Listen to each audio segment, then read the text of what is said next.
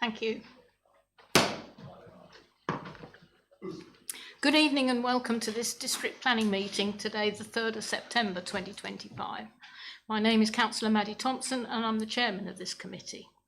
Members, we're streaming this meeting live as well as recording, and by being present in the meeting you are giving your consent to being recorded. During each item, please put your hand up to indicate if you wish to speak. I will then invite you at the appropriate time. Please note that the YouTube live stream sound recording is dependent on the correct use of the microphones. Therefore, can I ask that when invited to speak, you remember to turn on your microphone and turn it off when finished. Please reference a page or paragraph number when referring to the agenda papers and keep your contributions as clear and concise as possible. We do not have any fire alarm testing scheduled. If you hear the alarm, please exit using either of the two marked fire escape routes. Once out of the building, please proceed to the designated muster point located on the grass verge by the police station entrance. Members, there is a members update this evening on mod.gov, and that applies to both items. Item 2 on the agenda is apologies for absence. Mr. Bowles, could I have those, please? Thank you, Chair. We have apologies for absence from Councillors Jennings, White and Whiffen. Thank you very much. Item 3 is the minutes. It's recommended that the minutes of the meeting held on 30th of July, found on pages 7 to 24, are approved as a true and accurate record. I will take them as read. I so propose. Do I have a seconder?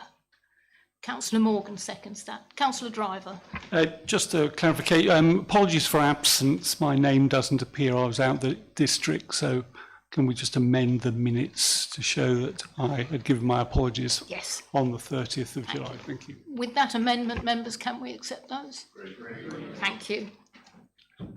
Item 4 is declarations of interest. To disclose the existence and nature of any disclosable pecuniary interests, other registrable interests and non-registrable interests relating to items of business on the agenda, having regard to paragraph 9 and appendix B of the Code of Conduct for Members.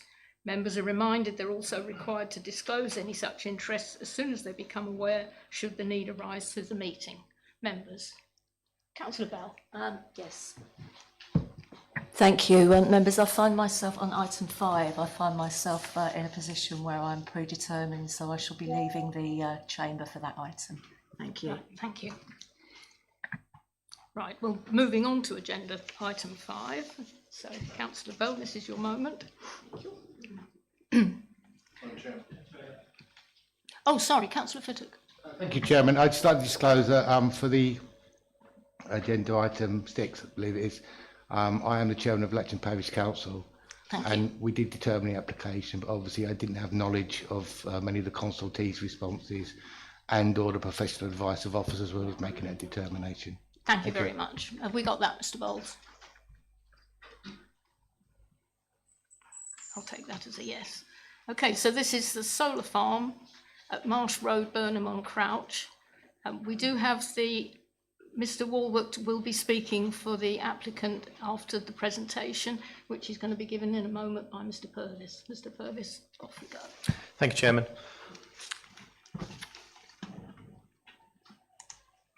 So this is a planning application seeking full planning permission for the construction and operation of a solar farm and battery energy storage system, or BESS, with a power generation capacity of up to 25.5 megawatts, together with associated works, equipment and necessary infrastructure and landscaping.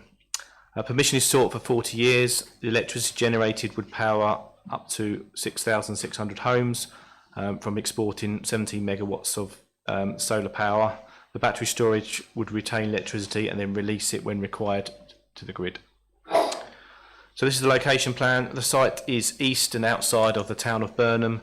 It is along Marsh Road and is to the north of Marsh Road. As you can see, it's quite a big red-lined area, and there's 2 red lines that dissect down to Marsh Road, where they'll provide the access arrangements into the site. It is surrounded by fields. There's some farmsteads isolated in the area, and just to the east is the nearby Turncoal wind farm. This is the plan that shows the detail of the proposed layout of the scheme. So There's a lot of solar panels proposed here. Centrally within the site is the battery storage area and the substation. There's a series of what they call little power stations, which are the transformers dotted around amongst the solar panels.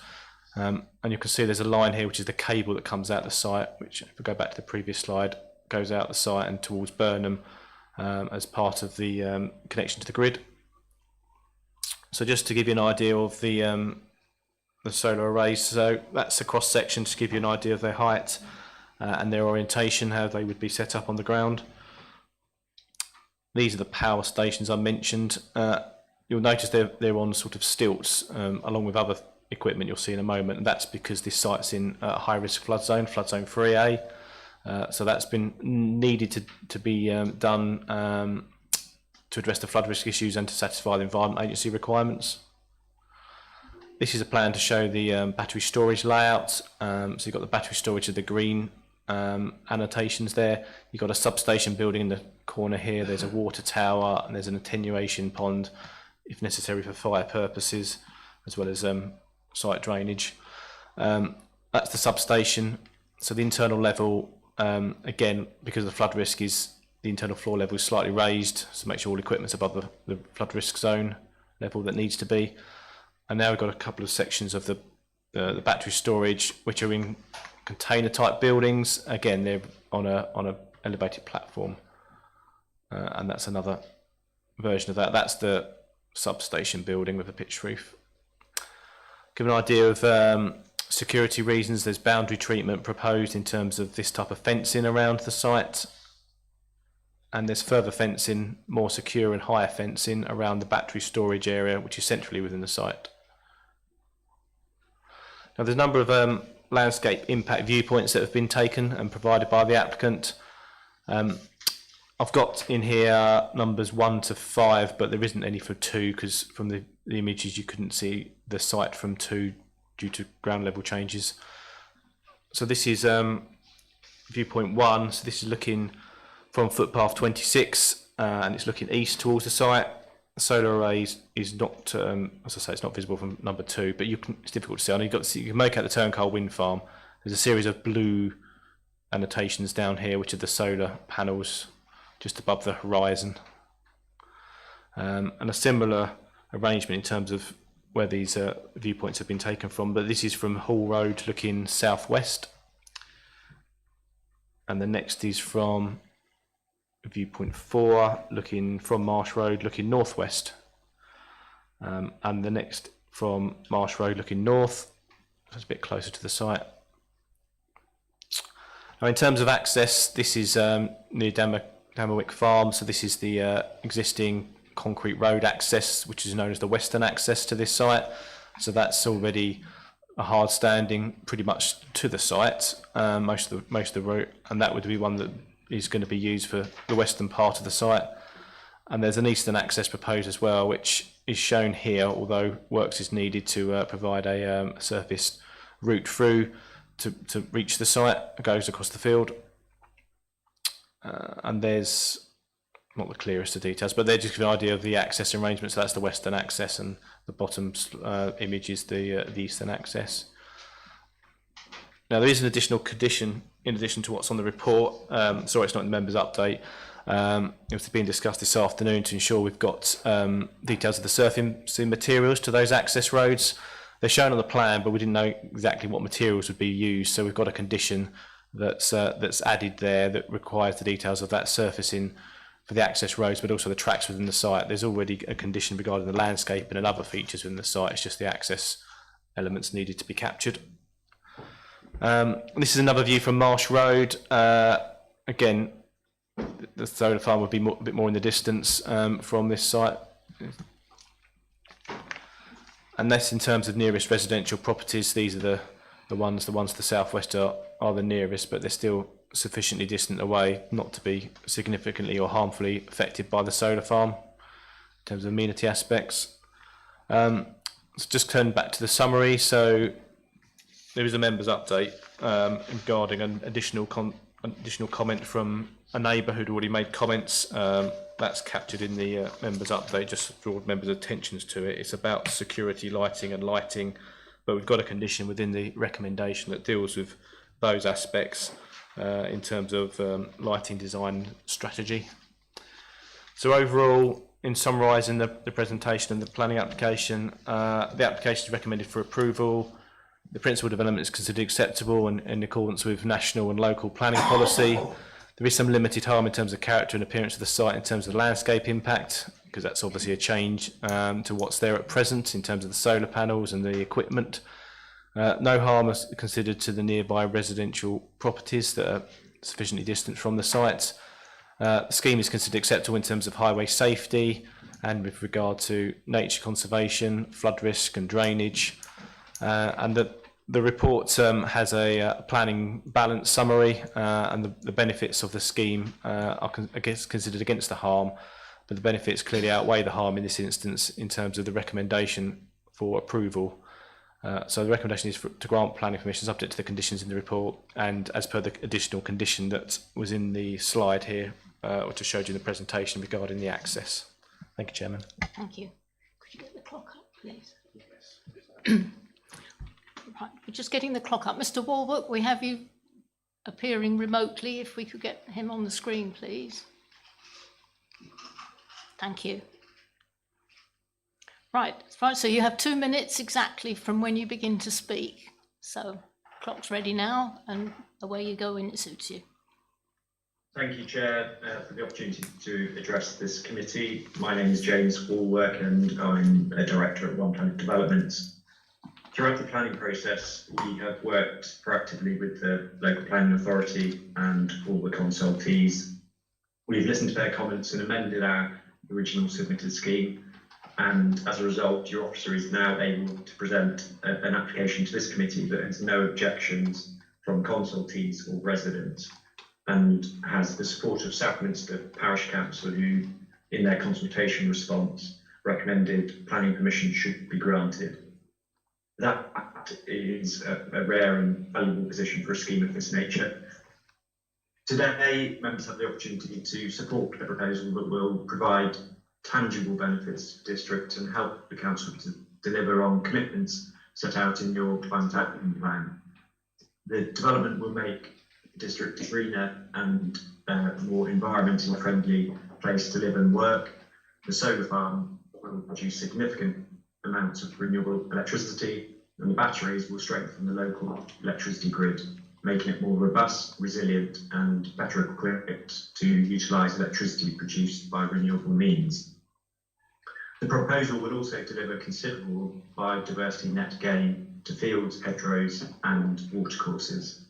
The application before you is supported by local and national planning policy. It has no objections and is recommended for approval by your planning officer. I hope you will support this important project, which stands to benefit the district for years to come. Thank you. Thank you. Members, would anyone wish to speak? Councillor Stamp. Yeah, thank you. Yeah, it's fine, but what I want to draw the applicant's attention to, and what always happens in Burnham-on-Crouch, and especially anything down Marsh Road, is the access. You go past a primary, well, you go past two schools actually, and then you go past a primary school, which is opposite the new Marsh Road development. I've read the construction plan report, whatever it is, what's it called, Adrian? Construction management plan or something. And whilst I understand that you're saying no deliveries between 9 and 3, what generally happens is that if you have got a backlog of lorries waiting to come into a construction site, they park on the roads. We had this when they did the development at Taylor Wimpey. Now, it's a single track road, except for if you've got a little car like my little Sprinty Minty. If you've got a big lorry, you can't get two vehicles going across, especially on the bend past the church. So and to be fair, Madam Chair, my inbox is always full of complaints about highways and when people don't adhere to the construction plan. They're done for a reason. They're hardly ever adhered to. We only have to look back at the Latchingdon site, the Bridgman's Green site. That was full of complaints because the lorries don't agree. They park on the roads. They break the footpaths and the little pavements, the little ones we have out there. So I'd like the applicant to reassure me, not me, my residents and this committee, that it will be checked on, and if I do email somebody, it will be acted on, because it is a very dangerous site going down there. It is a fast road. It goes out into a 60. There's nothing else down there. And what also bothers me is that it's also saying that you're going to have people being bussed in. It says 40 to 50 contractors a day are going to be working on that site, and they're going to stay locally. I didn't actually realise we've got so much accommodation locally. But I welcome that if it can reduce the number of vehicle movements. I also asked them to look out for any road works and any road closures. I know for a fact there's going to be road closures coming up. There always is, there always are. So I'd actually ask them to keep on top of this application if and when it goes through, and to respond to any residents, and especially the school and local kiddies, local Jenny and Johnnies who work. A lot of people walk down there to go to the Secret Butcher. It's a beautiful walk for doggies, etc. It goes over the railway bridge. I'm surprised they've got it over there, really, because that's you know, usually a problem when you have to go over the railway bridge. But anyway, in general, I support it. I'd like to also say, could you make sure that the neutral person who wrote in, I won't say their name, has raised some very important issues regarding the possible damage that could be done. Can you make sure that this is conditioned to make sure that if any damage is done to the property and the vehicle access road, that it is repaired by the contractor? Can that be conditioned, please? Mr. Purvis, Thank you, Chair. is that a condition or could it be added? Can you just clarify what the condition you are asking for? Through you, Chair, can I actually ask you, I don't really want to read the person's name out, but it actually says quite clearly what their concerns are, because you've got it's the concrete road leading to our home will be subject to heavy traffic during the construction work. We must have free access to at all times. This road is only one route to our farmhouse. We have a deed of grant from Strutton Parker, the current owners of the land, which developers wish to use.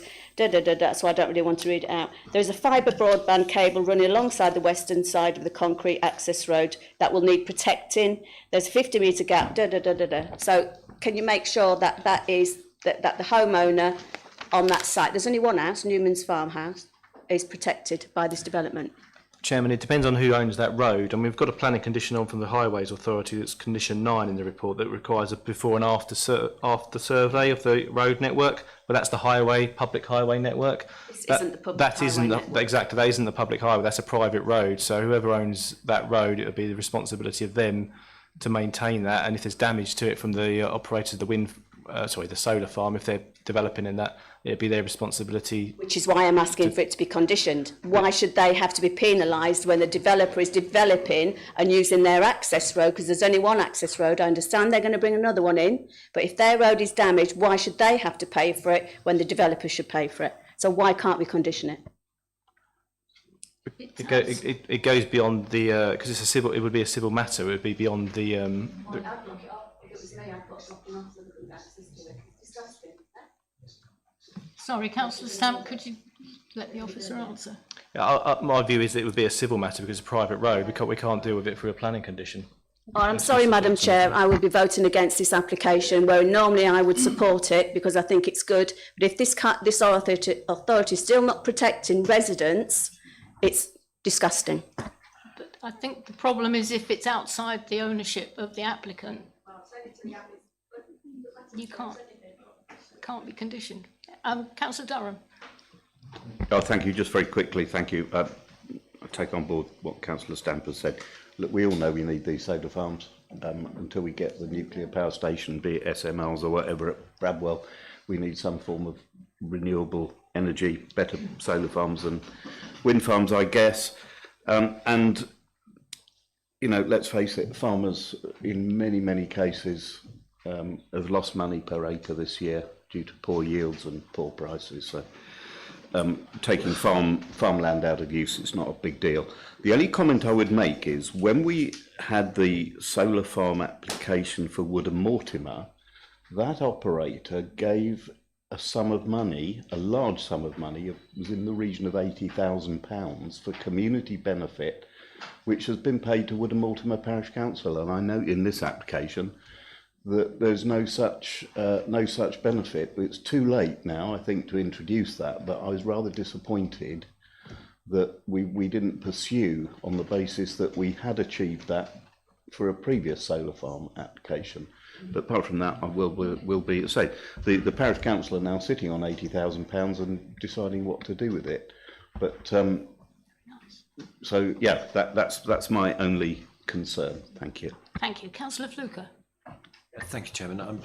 I'm glad we didn't dwell on this Grade 3 agricultural land, and because I mean 65% of the UK is Grade 3, and strangely enough, Maldon district is slightly over that.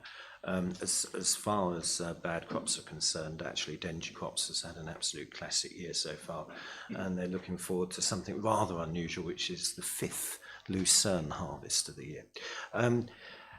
Because of where this solar farm's located and it's in the flood zone, I don't know if members have picked up on it, but the overall height of these panels is 3.7 metres. Now this is quite unusual because if you look at the solar farms at the Dengie array, as it's now called, and at Danbury, and the one my learned farming experts just mentioned, I think Wood and Water, they're all 2.6. This is considerably higher. And because of that, it does have a significant effect on where it is. And just because there's not many people nearby that are affected, I don't think you need to lose sight of the loss of the amenity. I think Mr. Purvis in his report refers to this, but there's a huge amount of people that use those roads out on the marshes, and the Burnham members will confirm this. And in many ways, this becomes, particularly at this height, it becomes a blight on the landscape. The other thing is, I'm sure some of you will be acquainted with Daniel Zeitner, who is the Ministry of State for Food and Farming, and he wants to take us to where we are sustainable for food in this country within 10 years. So I guess this is a case of whether or not we eat in the dark or we starve in the light. And that's actually supported by Steve Reed. But of course, the other chappie, I can't think of his name now, the Energy Minister or whatever his name is, supports these. He supports building all over the countryside. My other point is, Chairman, which I'd like the officers to take into consideration, is the problems that we've had with the Dengie array. And Council, in my mind, was remiss because we didn't have a pre-commencement condition of having the entrance to the site bound, which meant all of the loose material from the haul roads being dragged up onto the road, which is incredibly dangerous. It doesn't matter if it's a private road or not a private road. You get a lot of cyclists out there, and this is what's happened up at Dengie. So I would ask members to support my proposal that we have a pre-commencement condition that affords for the binding of the haul road as it approaches the road, whether it's the highway or not, for say 25 metres, which is the standard. That is within the application site, and my own research suggests that we can condition this as pre-commencement because at Dengie they swerved it.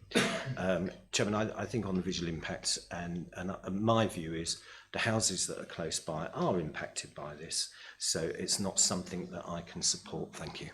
Thank you. Can we do that, Mr. Purvis? Well, in terms of obviously the amenity and the visual side of it, we've also looked at from a landscape point of view, and I understand Councillor Fuka's comments there. Coming on to the condition 8 of the recommendation says no unbound material should be used for the surface of the treatment of the proposed eastern vehicle access. We've seen on the slide already that the western access is already a bound access in terms of a hard surface material. The eastern one, as you see, isn't at the moment, which is also a reason why we went for this additional condition that deals with the surface treatments in terms of the access road. So we know what material is being used. We know condition 8 requires first 20 metres from Marsh Road to be of a hard surface material. After that, it may be loose stone or something like that. But that's the details we need to see, and that's why this condition is added, is included in here. It's not in your report that's before you, but it's in here, and if it's recommended for approval and agreed by the committee, then that would be an additional condition that would be used in the decision. Yeah, look, I hear what Mr. Purvis says, and clearly I was at a disadvantage because I never had this, and it would have been quite useful if I had. But we use different words, Mr. Purvis. You use the word hard, and I use the word bound. These are quite two different things when it comes to construction. So what you actually need to make sure that in this condition we have a bound service. So that would mean a solid service. So perhaps we could bear that in mind, perhaps when you're doing your thing. I think what we're trying to allude to is something like a tarmac or a concrete road would probably be the best way to describe it. But producing a load of hard road planings and dumping them there, they'll just be dragged out in no time at all. Once the concrete lorries go in, they'll just tear it out. So perhaps we can leave it to you, Mr. Purvis, to rephrase that to the word hard or concrete. Thank you. Chairman, the condition 8 does say no unbound material, and that's comes from the County Council Highway Authority. So that, as I see it, covers that. The condition on the screen deals with the surface. It's more about the actual detail. So whether it's tarmac or whether it's concrete, we don't know at the moment. That's why we're asking for this condition, so they can provide. It gives the applicant the information they can provide us post decision, but prior to commencement of what that material would be. So just for total clarity, this will be a pre-commencement. So this will be a pre-commencement condition. So they'll have to do this before they start on the site, because this is where it went horribly wrong at Dengie. Thank you. As it is on the screen, that's the wording that would be used on the decision notice. Thank you. Councillor Latchingdon. Thank you, Chair. There's a couple of points of concern and a couple of points of clarification. The first was in 3.1.4, where it's permission sought for 40 years, after which the land will be cleared and restored to arable use. So we go back to the need for arable land for food, and it's 40 years does seem a very long time to actually provide such a facility. And also, we live in the now, and unlike Councillor Durham, I do not and will never support nuclear at Bradwell, especially on SMRs which don't exist and the technology isn't in the real world as yet. So I think we need to look at different opportunities. We're looking at wind, there's tidal, and of course there's a place for solar with no stretch of the imagination, but in the right places and at the right use. 3.17 says a water tank will be provided for fire safety. How big is water? When you do your research on that, water is not necessarily the best medium. You want containment in there. So on a site of this size, I would actually like to see some form of preventative measure for suppression if these batteries, if members were minded to support this. I agree with Councillor Fluker and also with Councillor Stamp. When we look at the height of the panels, because it says provide resilience in the event of flood, that's 3.1.6. I'm always moaning about people not telling me where the right areas are. So it's resilience in the event of flooding. It will flood, we know that. Is that high enough? I don't know. Probably not. The conclusion under 3.2, it always worries me when we talk about balance, and it is balance, and balance can be subjective. And under 3.2.1, the principal proposed development of the site is acceptable. There will be some harm caused to the character and the appearance of the site and surrounding area landscapes. It's concerned to be limited. It's a massive site, so I'm not sure how much we'd have to go to actually get that limited. And my final point, which is probably the most important, which is under 5.2, 5.2.2, which talks about policy S1 refers to the presumption in favour of sustainable development as established in the MPPF and makes specific reference to local economy. Go to the point that Councillor Fluker has made and Councillor Durham about where's the benefit to the local authority in some form of economic benefit for the loss of beautiful countryside and food growing opportunities. And it talks about effective use of land, priorities development on previously developed land, design the environment, sustainable communities, the effect of climate change, avoiding flood risk area. So the report then contradicts itself because we're building it in a flood risk area. The historic environment, which won't apply, local infrastructure, which is definitely going to have an impact on in a negative perspective, character and appearance, and minimising the need to travel. So I wouldn't see that actually sits in there. So I've got grave reservations about the size, the location, and the need for this. So I just wanted to raise those points to members in the chamber and officers. Thank you. Thank you. Was he looking for a response, or was he just making points? Councillor, are you looking for a response or are you making points? No, I think Sorry, my apologies, Chair. More making a point, I think. If you go for the technicalities of it, I think that if members are minded to go through, I think fire is a huge risk in these areas. It's massive, and this is a massive site, and we have global warming. And we've also, I've had experience of being on a site that's built a solar farm. There's lots of things to learn from these things, and I don't think, because of the reasons that I've explained, I would find it very difficult to support this application in its current content. Thank you, Chair. Thank you. Councillor Nick Spenceley. Yeah, thank you. I'll keep this brief. As Councillor Durham said, we need renewable energy sources. And as far as location and lack of objections are concerned and the impact is concerned, this is probably about as close as we're going to get to an application that will have relatively minimal impact. The trouble is, lots of people agree that climate change is a thing, not everyone unfortunately. Lots of people agree that we need more sustainable ways of generating energy. But when it comes to getting the ducks in the row for something to be put up in our local area, suddenly people find all sorts of objections. And we've seen it before in this chamber. And I have to say, I'll be supporting this because this is something we need to do for future generations.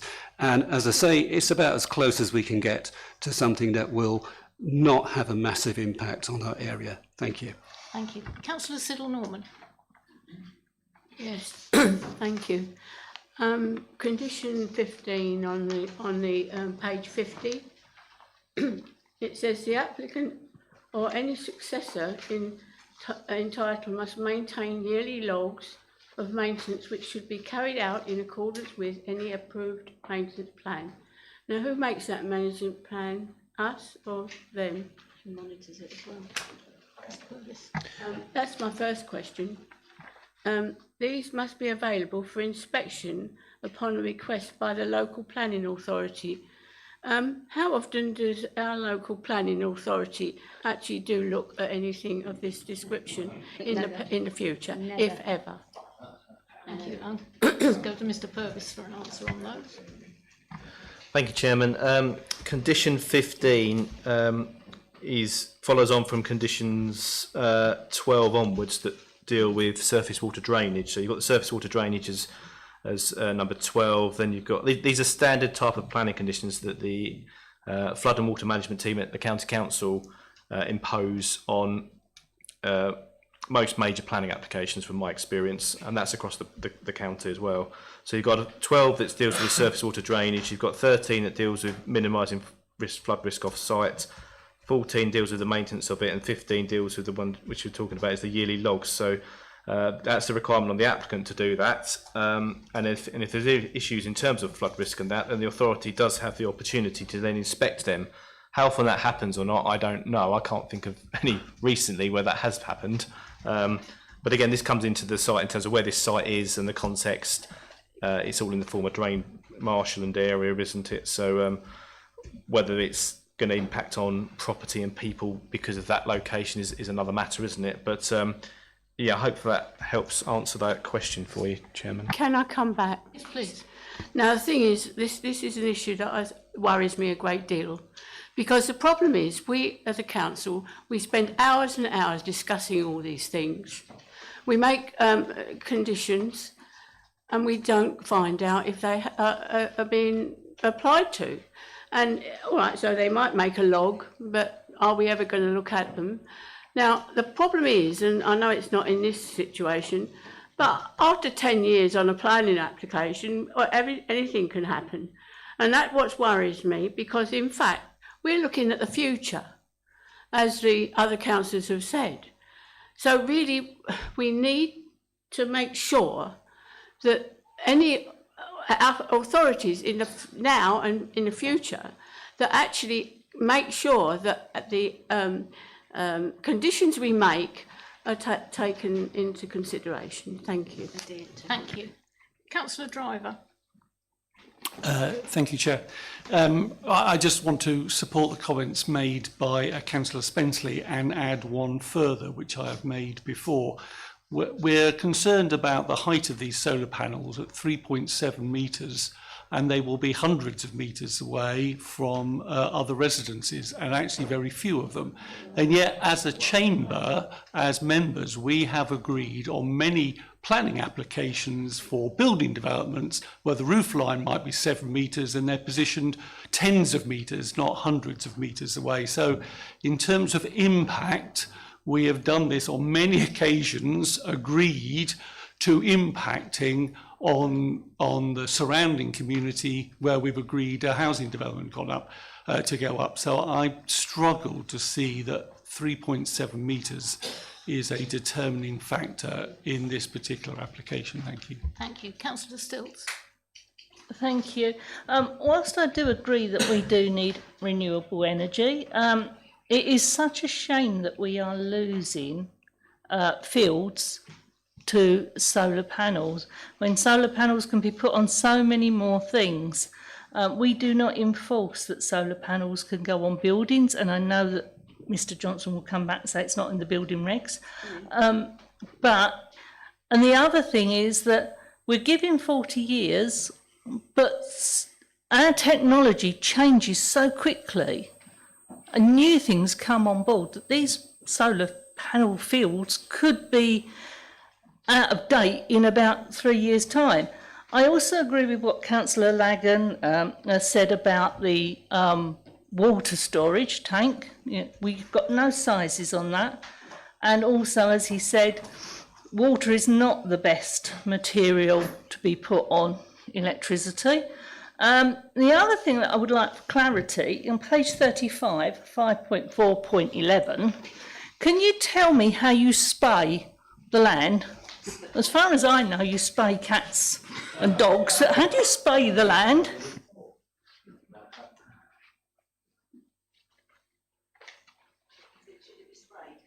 I think it should be sprayed. I'm pretty sure it should be sprayed. Yes, it should be. It should be sprayed. Apologies. Thank you. Hang on. I've got Councillor Durham, and I know Councillor Fluker wants to come back, and I will be generous and allow it, but it's got to be very brief. No, Councillor Morgan first. He hasn't spoken yet. Yes, Madam Chairman, I'm just sort of like to try and bring things to conclusion here. I am particularly impressed with the support of Southminster Parish Council and the other consultees to this, and therefore I am proposing that we accept the officer's recommendation to approve. Do I have a seconder? Thank you. That's seconded by Councillor Siddle. Thank you. Right. In the order I saw their hands, I've got Councillor Fluker, Councillor Durham, and Thank you, Chairman. followed by Councillor Bassinger. Chairman, I just wanted to talk about, and I'm not sure if we can condition it, but I'm sure all the members by now have done their training module on firefighting. It is subject to training records are subject to an FIA at the moment. But Chairman, I think this is an important point that I think was raised by Councillor Lagan. I mean, you can't put water on electrical fire. You've got to use gas suppression. And having done the module, I think it's CO2 or halon, I think. It's halon, yeah. But I think this is important because you're a long, long way away from a retained fire station, and even further away if the retained fire station's tied up with something else. It's not that easy. You can only access this site from the west, and I think maybe Mr. Purvis might like to take that into consideration, bearing in mind the applicant has highlighted the necessity to have a water source, but unfortunately the source of firefighting material is not the correct one. Thank you. Mr. Purvis. Thank you, Chairman. We did consult the County Council Fire Authority, and their comments are within the report as a consultation response, and tackled in the assessment as well. Just to bring members' attention there's two planning conditions, 26 and 27. 26 deals with fire risk management plan, so we're requiring those details to be submitted. I appreciate I referred to the water tank when the presentation was coming on in terms of what's near the battery storage, etc. But we have looked at this very carefully, and these two conditions, 26 and 27, one deals with fire risk management plan and is very detailed in terms of what's required. we'll need that information from the applicant. That will need to go before the fire service as well. So we're all happy before any development starts on site that this development will be as safe as possible if there was a fire in terms of the solar panels or the battery storage, etc., or any of the other equipment down there. And the 27 is to do with fire emergency response. So if there's anyone on site at the time, how they deal with that and that side of things as well. So they are two very detailed planning conditions that are considered necessary and meet all the tests for the requirements of the planning application should it be determined to be acceptable.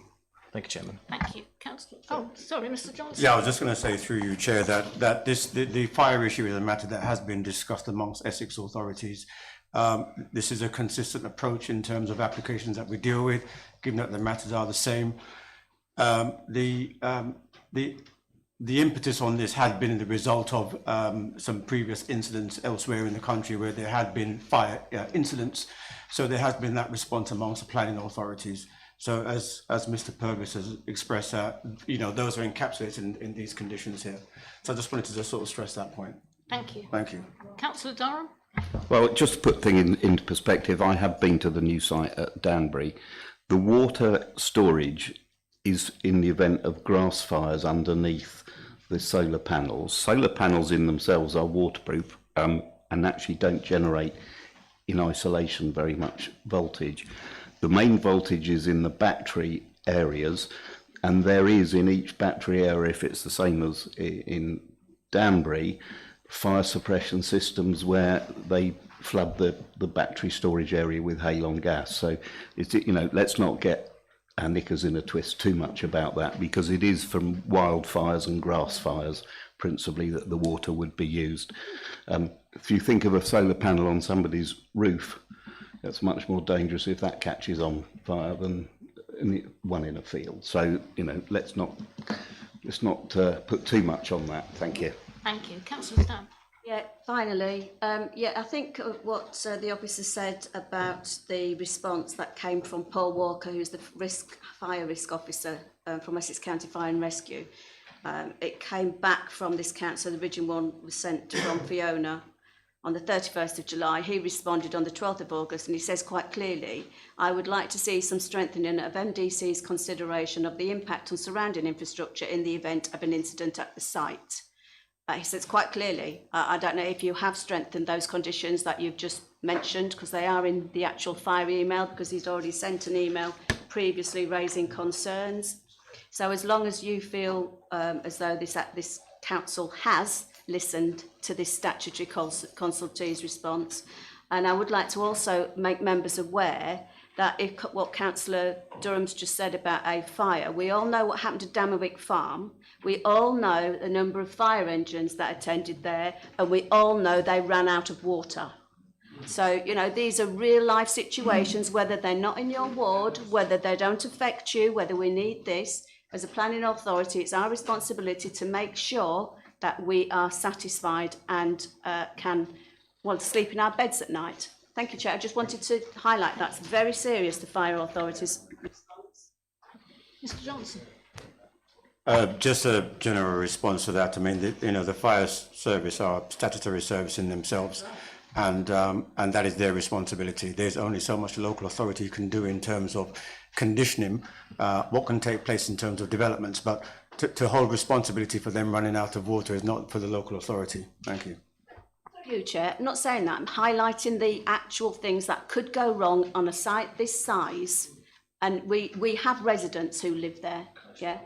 Close by. Thank you. Thank you. Councillor Bassinger. Thank you, Chair. 5.2.4, the application site lies outside the settlement boundary. So once again, we're departing from the plan. It's in a flood zone. And also 5.2.4, it says planning permission for development will only be granted where the intrinsic character and beauty of the countryside is not adversely impacted upon. Now, once again, it's all very well saying that we don't need farmland and none of this matters. But for some of us, although I do understand that, we all need alternative energy, but the countryside is actually very important, and it is about now. And if we're talking about future generations, and you want to cover the countryside in black panels, well, for me, that isn't the future for future generations. I think we have an important responsibility to make sure that these things, these farms, these whatever they call them, solar panel farms, do not become the most important element in our lives, because nobody actually knows how much energy and how much contribution they will provide, especially in the future, because as somebody said, you know, the future changes and these things, the technology will change. This is very early technology. It's a bit like the wind farms. You know, they were going to be the saviour of everything. And now we've got all these windmills stuck all in the sea, and they're actually considering decommissioning them.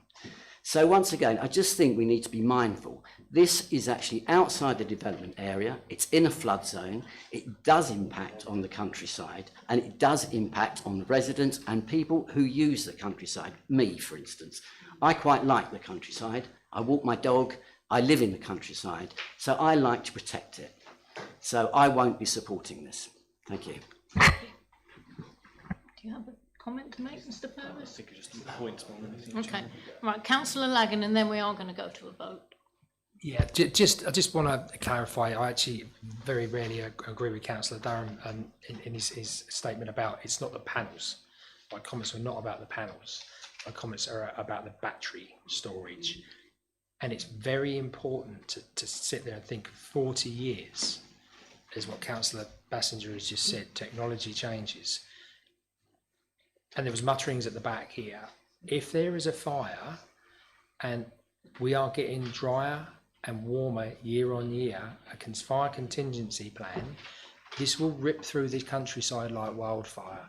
And there are people who live near these things, and they need to be taken into consideration as well. We can't just blindly be going, we need this now, we can do this now, it's the right thing. If there's a point of difference that can be made, we need to make that point of difference. And all because we've done something before doesn't mean that we say we have to do it that way all the time. So that's what I'd like to finish on. Councillor Fittock, then we're going to go for the It's vote. just a quick point, yeah. I mean, I think what members have said is quite relevant in a lot of different ways. I mean, we obviously are being instructed by government that these need to be given saver. But I think this will come back to, have we got any kind of policy or control that we can implement to manage this? Because there is, if you like, the view that cumulative impact can be a reason for refusal. So as a council, I think we need to perhaps focus on what it is that we will deem to be acceptable, so that we understand what that unacceptable line is, because at the moment it seems to be, it could be all men for themselves. Thank you. Mr. Johnson. Yeah, just I know we're probably beating this down, but in July earlier this year, we as a planning service produced a planning procedure note specifically regarding battery energy storage sites and the whole needs for consultation to take place. And that was informed by the National Fire Chiefs Council guidance. And it talked about how these applications are dealt with through the planning validation process, model planning conditions, etc., etc., those of which have been proposed on this application here. So this is not just a sort of one-off light matter we've dealt with. It is something that we have been actively dealing with the fire service and with the rest of Essex in terms of most of the matters that have been raised, but particularly concerning fire safety and on the battery energy storage sites. Thank you, Chair. Thank you. So we have a proposal to agree the officer's recommendation with the addition of the extra condition. So those in favour, please show. And please keep your hands up so I can count. 1, 2, 3, 4, 5, 6, 7, 8, 9, 10, 11, 12, 13, 14, 15 in favour. Those against, please show.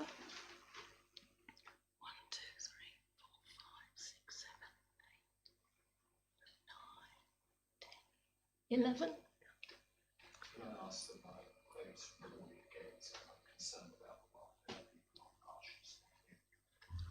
Yes, of course.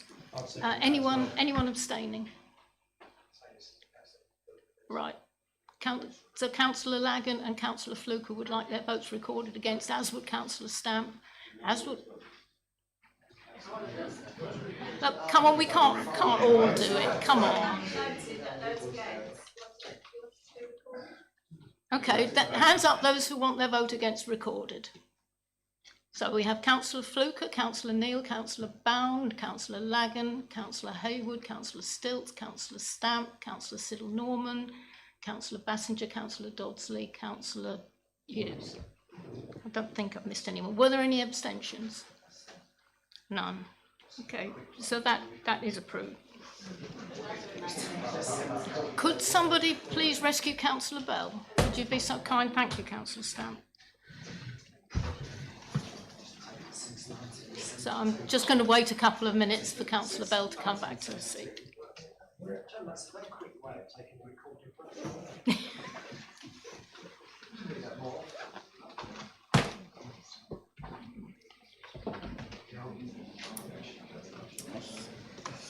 Probably just juggling around with the seats and it just should be able to Just use the remote from here, isn't it?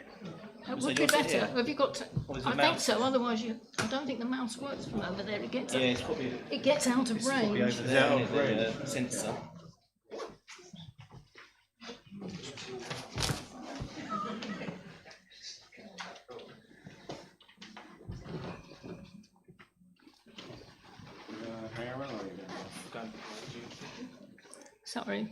Sorry everyone, we're just playing musical chairs so that Mr. Johnson can reach the mouse.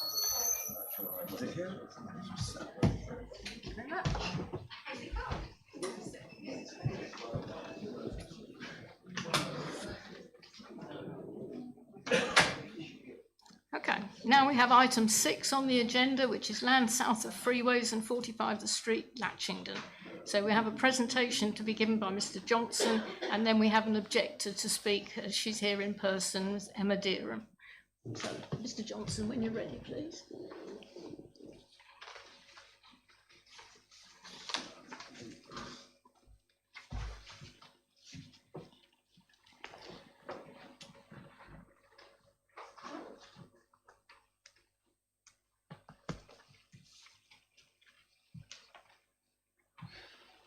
Thank you, Chair. As set out above, this application proposes an outline planning application with all matters reserved, except for means of access for up to 140 numbered dwellings, use class C3, including 40% affordable housing.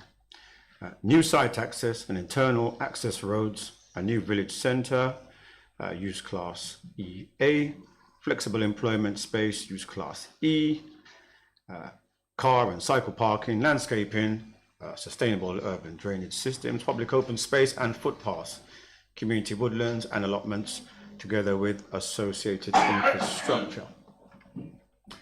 So I'll just run through before I run through the presentation, I'll just draw members' attention to the members' update. And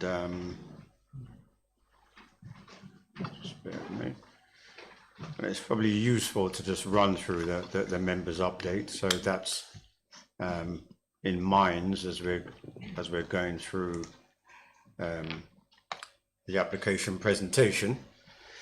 So members are advised that an appeal against non-determination of the application has been received. The appeal will be determined by way of a hearing and is scheduled for the 25th of November 2025 at these council offices. The appeal consultation letters has already been issued to relevant persons on the 20th of the 8th, 2025. And this obviously has implications for any decision that members take on the application today, in that if there's, for example, a recommendation to overturn officers' recommendation to approve, it will be a sort of, in the words of the local authority, would have refused the application if they were in a position to do so. So the final decision on any application, should this pursue on to a hearing, will be with the planning inspectorate. So just to note that. Members are also advised that the Environment Agency have, since the publication of this application, issued a subsequent response dated the 1st of the 9th, that was Monday, stating that following their considerations of additional information submitted by the applicant, they are satisfied that the application can move forward by means of a condition. Outline planning permission, therefore, will only be acceptable if the following planning condition is included. So that condition is set out on page 5 of the members' update, but just to run through it quickly, no development approved by this planning permission shall commence until such time as a scheme to demonstrate that the proposed development will not increase flood risk and, where possible, provide betterment to the surrounding community through the incorporation of appropriate green infrastructure as part of the flood mitigation measures in line with policy D5 of the development plan, has been submitted to and approved in writing by the LPA. They, however, did provide further comments, but just to state that those comments, while they relate to matters of foul water and waste, are not within their statutory remit, but they've submitted that as an informative for information. So just wanted to just make that clear. So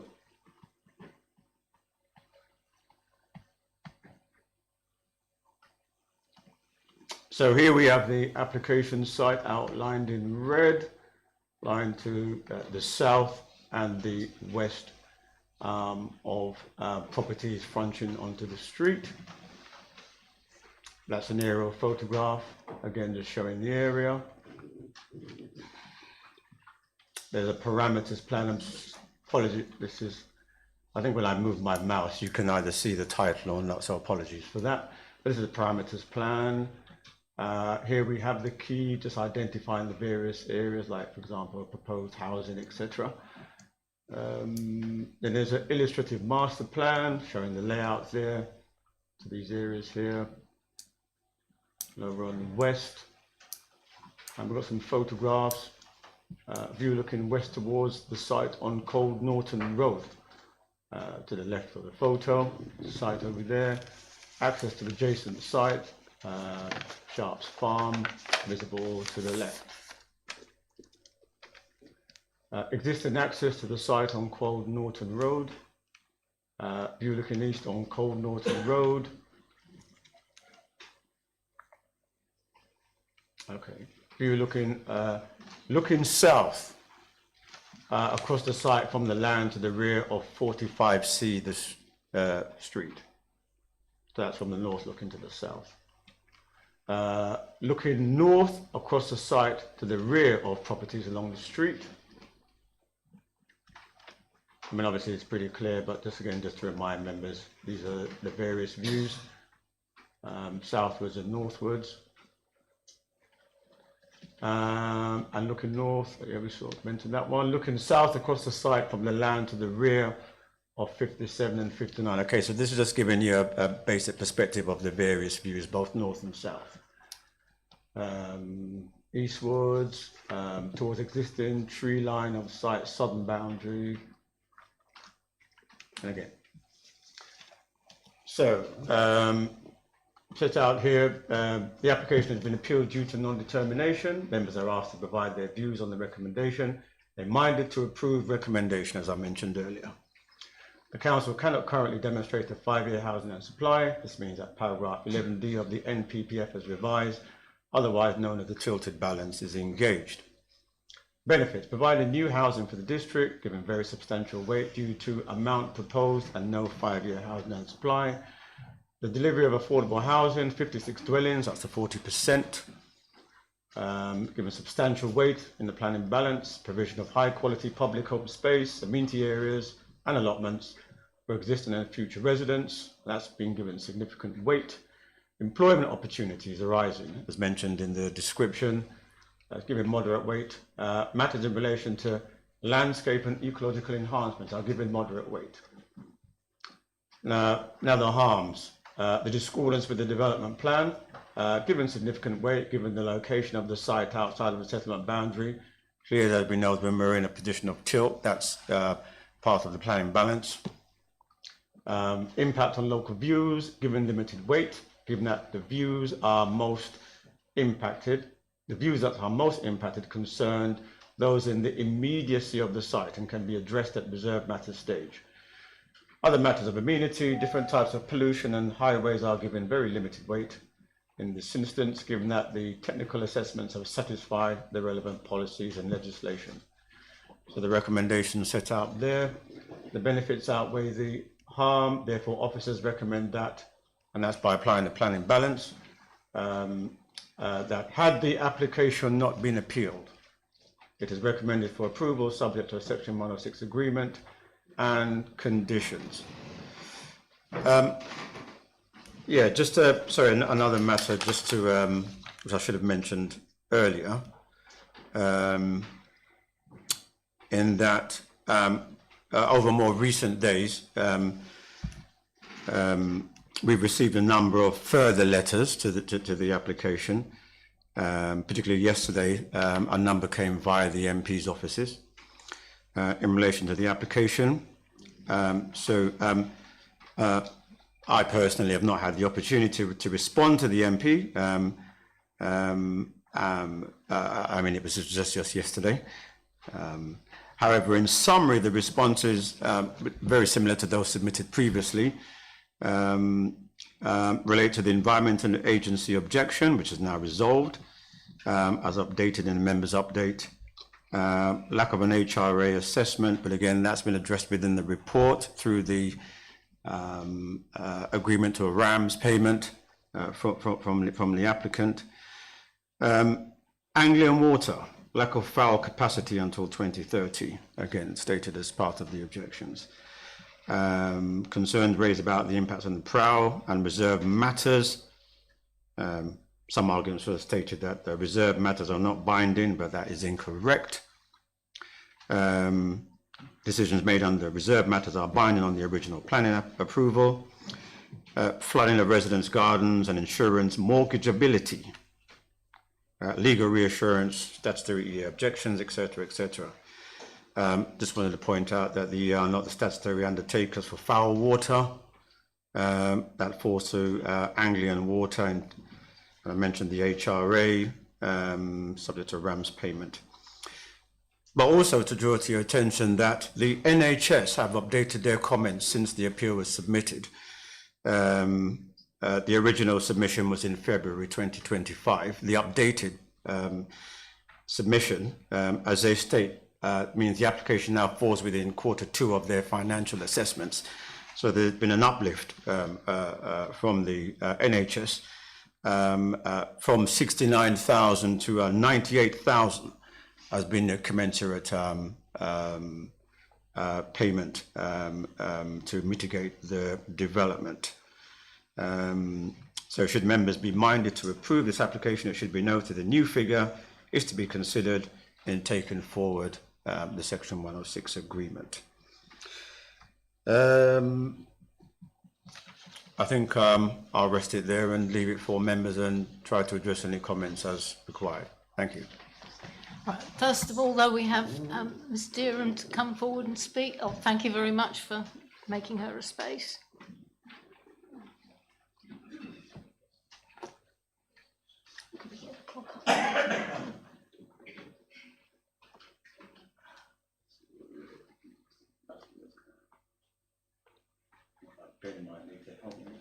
Here you go, it's that one.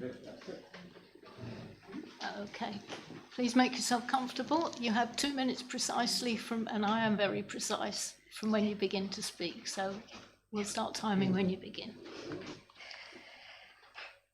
Residents are already living with failing infrastructure, sewage backing up, flooding, pumps failing, and one family needing the fire service to pump water from their home. Another resident and business owner cannot get flood insurance.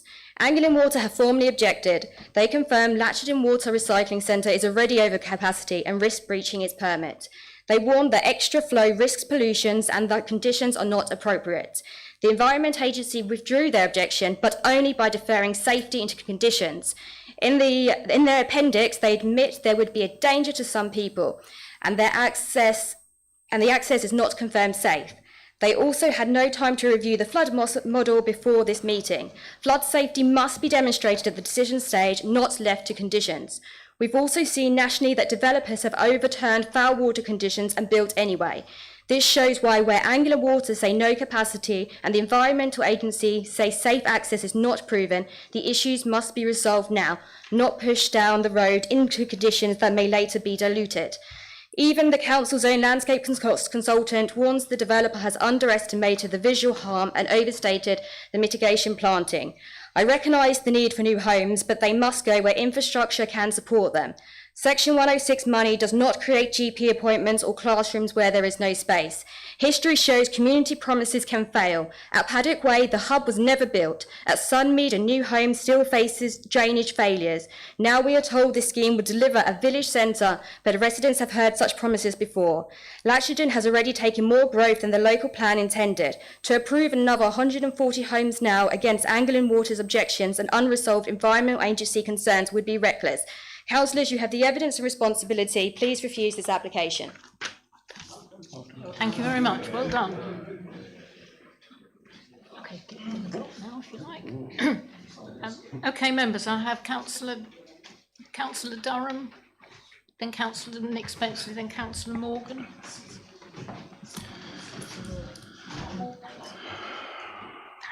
Shall I go, Chairman?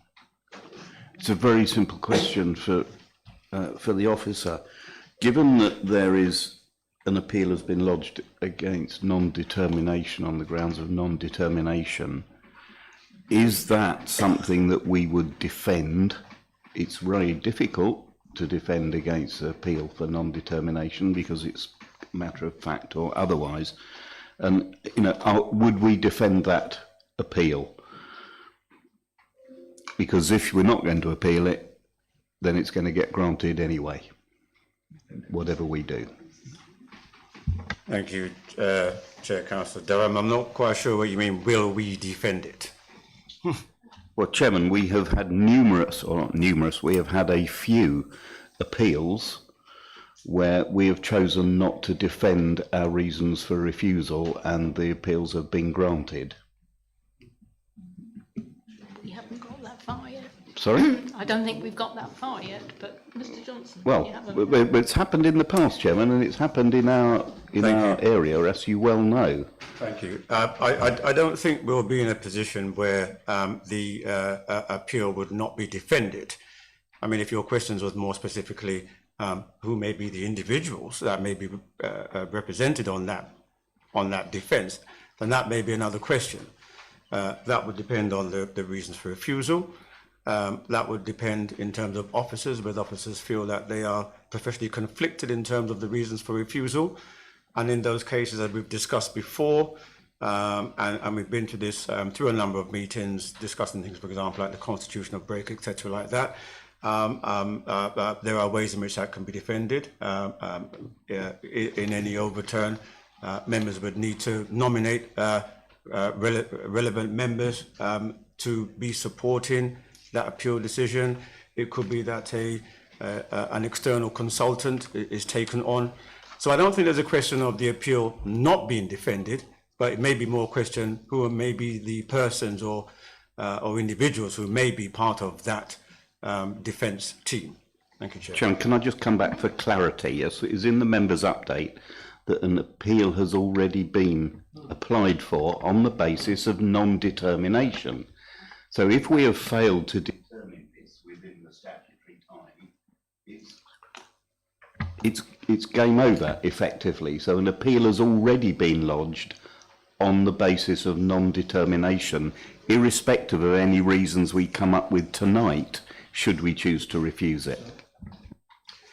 Thank you, Chair. I mean, the appeal process is not, quite so black and white. It's not a case that if there's an appeal against non-determination, the inspector just go ahead with it and disregard what we do. It depends on when in the process, yeah? You may have appeals against non-determinations where matters may not be coming to committee, where there is no prospect of a decision being taken, for example, by committee. In the paperwork to the appeal process will be submitted by officers. Part of that paperwork would be making it quite clear that the matter is coming to the planning committee, and the planning committee will be making its representation. I mean, nonetheless, even if that wasn't the case, the local authority can be in a position where it would say, even if there were no committee, had we been in a position to, and it would have been for X reasons. So that's part of the normal process. That may not be spelt out in maybe the literature that most may be aware of, but that's how the process works. So it's not as kind of fait accompli, and it doesn't matter what we say or if we don't say anything. Saying something matters at this point. The statement of case still needs to be prepared, and we still need to go through that process. Thank you, Chairman. Chairman, sorry, point of clarity, and it's relevant to what's being discussed. Would you take it? Yeah. So, question through you to Mr. Johnson. Bear in mind that this application was validated on the 23rd of December, and the target date was the 24th of March. Why hasn't it been determined? I mean, this is something that we need to know. I appreciate there's been all sorts of different parts to this, but it hasn't been unusual in the past to refuse an application because there's not been enough information. So perhaps before we get going, Mr. Johnson, perhaps you could inform the committee. Thank you. Can you help us with that, Mr. Johnson? Thank you, Chairman. I assume any assistance I give will be that limited. I mean, the application has gone through a number of officers. Unfortunately, there's been at least 3 officers on this application. Officers have come, officers have gone. There's been issues of capacity. I know this is a matter members have heard before, but this is the reality on the ground. That's about as much as I can say on why it has taken this length of time. Thank you, Chairman. Thank you. Thank you. Councillor Nick Spenceley. Thank you. Between pages 70... Oh, sorry. Excuse me, can we, one member at a time, please? Mr. Thank you. Councillor Spenceley. Between pages 79 and 81, there's a lot of toing and froing, to quote one of the paragraphs, on the issue of flood risk, the overall effect of which is to give me no reassurance whatsoever. But I'd like to refer to 5.10.5, which is referring to a piece of case history in Faversham, and it says that real world harm from the failure to undertake a sequential test or from surface water flooding, blah, blah, blah, demonstrated that mitigation measures could make the proposed development safe for its lifetime. Now, I live in a 120-year-old house, and I'm pretty confident in 2145 it will be underwater, which won't be my problem then. But, you know, it's just a general question. What is the notional lifetime of these developments? Because we do have to think about flood risk in the context of climate change and sea level rise. Thank you. Mr. Johnson. Well, my apologies, Councillor Spencer. That's not something I can actually answer. Yeah, it's not something I can give any definitive answer to. Thank you. Thank you. Councillor Morgan. Yeah, thank you, Madam Chairman. Just to sort of follow up on Councillor Durham's question and Councillor Fluker's, were we minded to recommend refusal, would that institute the constitutional break procedure? It's a very good question. It's one I have myself. Particularly as there is, in fact, an appeal outstanding. I just wonder, honestly, quite how much more benefit we're doing sort of discussing this. Thank you, Chair. That is something I thought about. I do not think in this particular case it would be much merit in instituting a constitutional break. We have a very short timeline within which to prepare the relevant papers, although the hearing is on the 25th of November, I think it is, I think I stated. As you know, the lead-in time to submitting the relevant papers is several weeks, if not, months before that. I don't think that we can wait until, if this was, through the constitutional break, deferred until the next district planning committee, which is, I think, in the latter part of October, yeah? So in terms of the timeline, I don't think it would have any merit. Thank you. Well, just going on from that, I just wonder really what benefit our decision tonight is going to be one way or the other. But there is another point, however, I'd like to pick up on, and that is clause 513.4. I note that Anglian Water has objected to this application, and I noted 513.4, it states that although there is currently insufficient foul drainage infrastructure in place to serve the development, this current lack of capacity does not preclude the development or constitute a tenable reason for refusal. I find that quite surprising. Some weeks back, the Overview and Scrutiny Committee had a presentation from Anglia Water, and it was made very clear that in this part of the world they have absolutely, their facilities simply are just inadequate and not capable of supporting any further development at all. Now, considering my colleague to my left, who has enough E. coli to wipe out the population of China wandering past his smokehouse on Maldon, and that's when Anglia Water actually have a facility. And what the hell is going to happen when somebody goes and makes this building and they have no facility going forward? I mean, it'll be all over the place. Thank you, Madam Chair. Councillor Morley, Did you want me to respond to do you want to? Yes, yes, please, if you can. Thank you. I did have something prepared just to comment on that for members to take into consideration. So there has been considerable concern regarding the objection from Anglia Water due to a lack of capacity to manage foul water and waste.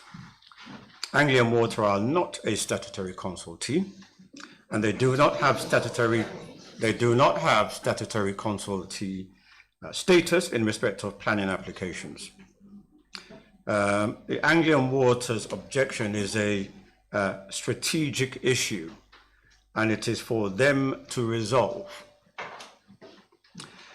The resolution is not to object to housing on a matter that is within their strategic objective and remit, and this would carry very limited weight in the planning balance. The law in England means it cannot refuse connections to the sewer networks, and once a development has planning permission, developers have an automatic right to connect to it. It is also recognised that there are requests, and this is from Anglian Water themselves, to amend the Town and Country Planning Development Management Procedure Order. So that's like the Bible on our various statutory processes through implementing areas of the planning area, to make the water companies statutory consultees for all planning matters and not just local plans. So there's a clear distinction between the position that they take in terms of local plans and those with development management applications. However, the fact is we're not in that position. And that is something which has been quoted from Anglian Water themselves. And this is not a matter confined to Maldon and elsewhere. Again, for members to know, Anglian Water have put forward a suggested condition which would require a strategic foul water strategy to be submitted and approved before any building work commenced. Now, that condition has been the matter of appeal decisions. Excuse me, I've only been hurriedly getting familiar with this material here. But in March 2025, there was a decision at the land at Old Orchard House, Hall Beach Lane, Horham. Must admit, I haven't looked up where Horham is, but some of you may know where that is. And that appeal concerned the applicants appealing the decision of the local planning authority to not remove conditions relating to their provision for foul water infrastructure before the commencement of development. So such a condition, as was suggested by not Anglian Water, the water authority for that area, and was put on the planning application, was appealed by the developer. That appeal was dismissed because the inspector found that that condition was relevant to planning. I mean, it's a long decision. I can't go into all the details, but that's the nuts and bolts of that. So this is some of what's happened in terms of this very matter which you have here. But I just wanted to make sure members were aware of that in their considerations and taking, notwithstanding any other matter, but definitely at least that matter forward. Thank you, Chair. Thank you. Councillor Morley. Yeah, thank you, Chairman. I find this incredible. Common sense prevails that you cannot just plug into the system if there's no capacity. Where is it going to go? We've already got pollution in the Blackwater. I mean, as a farmer, you're restricted how many livestock you can have on your land for spreading manure on your land for going to the watercourse. Is there not the same? There isn't. Oh, okay. No, so that's okay. I was only going to say, so an extra 300 odd people using the bathroom toilet, they just plug it in and it just overflows. Okay. Mr. Johnson, have you got a response? No, really, I want to say, I mean, it's not a common sense approach, it's a matter of process and law, which is a different thing. You know, developers of their own accord don't just, you know, dig into the ground and plug it in. They have to go through due process.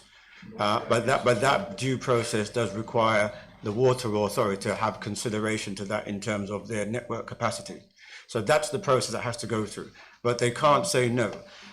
Making the argument, and they've made this argument in several authorities up and down the country, that they've got no capacity until 2030. That's not a tenable argument to make, although that may be stated by Anglian Water and Southern Water and whoever else, as I've read, and as tends to be the case. Thank you. Thank you. Councillor Fittock. Thank you, Chair. I did send an email to Mr. Daly originally because I didn't feel that necessarily the report was quite as balanced as it could be. And this would have applied whether or not it was this application or any other application, because it would seem to me that the appeal at the land at Groves is going to be quite prominent in many applications that come forward. And the inference in the report was simply that it was granted because Latchingdon was deemed a relatively sustainable location. However, the actual reasons that the inspector cited were very meaty material considerations. Those very meaty material considerations comprised of two elements.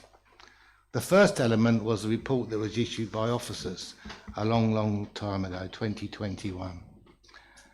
And basically it says the following: however, it is the case that the council, in a recent review of housing land supply, recognised that plan allocations had failed to deliver as planned, and some of the policies contain mainly constraining caveats, making it difficult for developers to gain permission.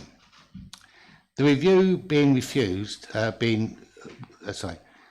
it also noted that the settlement boundaries effectively squeeze out opportunities for windfall development, with housing being refused as being open countryside even when it is adjacent to settlement boundaries and could be acceptable in all other considerations.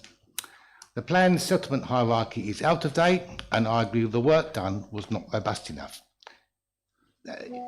This is the inspector. This, it is noted, has resulted in applications being refused in settlements which could have been determined sustainable had the evidence been carried more robustly.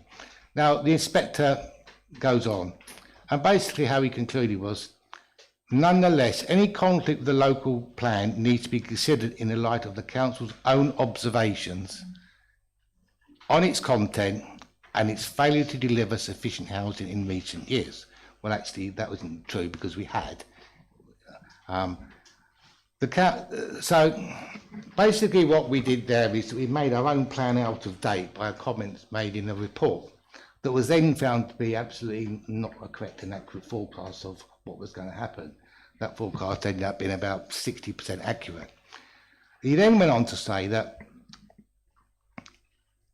it was talking about affordable housing, and basically the council does not dispute that there is acute and pressing need for affordable housing. and the local development plan recognised that significant shortfall for the district and increasing supply is key priority for the council. The appellant's evidence on affordable housing was not questioned. For both, the market and affordable housing attracts substantial weight. So that was the reason why the development was granted. The fact that it was in a it's the same case, it's got really very little to do with it, other than the fact that it obviously does matter to some degree. So I would just think that if we're going to have reports coming to us, that it would be nice if they were a bit more balanced and not trying to indicate a certain direction of travel or a certain reason of the concluding. So we move on to the actual application itself. I mean, I've been reading it and I've obviously looking at it and seeing what are the pros and what's the cons, and it's been mentioned that it has been identified that the visual impact assessment has been understated. How that is viewed, I'm not quite sure. And that was noted by Wyn Williams' visual impact assessment. Brendan Johnson, strategic development engineer, Essex Footpaths, noted it. I know that we've got a RAMS payment, but Natural England basically said that there's not current enough information providing the application to determine whether there is likely and significant effects can be ruled out.